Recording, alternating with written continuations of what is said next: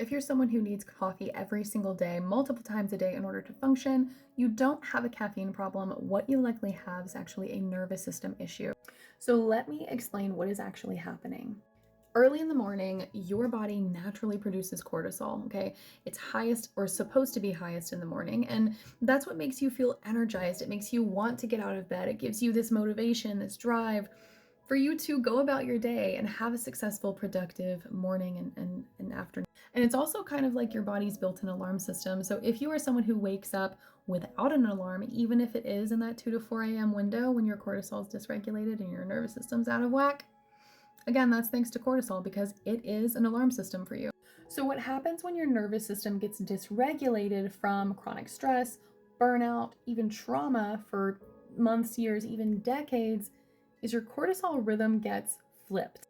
So, that means your cortisol is going to be flatlined in the morning. It's struggling to rise, you're struggling to get energy, you're probably dragging. Maybe you're as bad as I was when I was at my lowest point. I was bedridden for a year because my cortisol was so messed up. And then you all of a sudden in the evenings have all this energy. You don't know where it came from. You're trying to get ready for bed. Maybe your head's already hit the pillow and you just have all of these racing thoughts. You want to clean the house, you want to go work. You have all of this energy and motivation to do everything that you needed to get done during the day. So then what happens the next day? You are exhausted, you're drained, and you need coffee. But the coffee isn't giving you real, lasting, true energy. It's giving you fake energy through this a spike in cortisol that is abnormal, which means it's essentially causing your body to compensate for what your body should be doing naturally. And over time, this means that you will need more and more and more caffeine or coffee in order to get the same amount of energy. So, what actually needs to happen in these cases, as in my case and plenty of my patients and clients, is that you need to restore function, proper function of that cortisol rhythm, okay?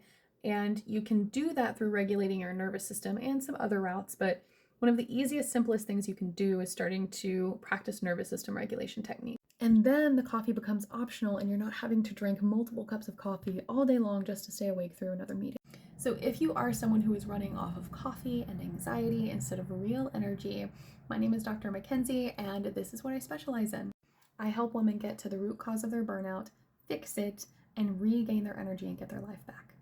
Two things you can do. One, go to my bio, click the link. There is going to be a free energy assessment there. Two, go to the link in my bio. There's going to be a free SRI quiz that is going to tell you how burnt out your nervous system is and some things that are simple, free that you can start doing today to regulate your nervous system and start regaining that cortisol rhythm and getting your energy back.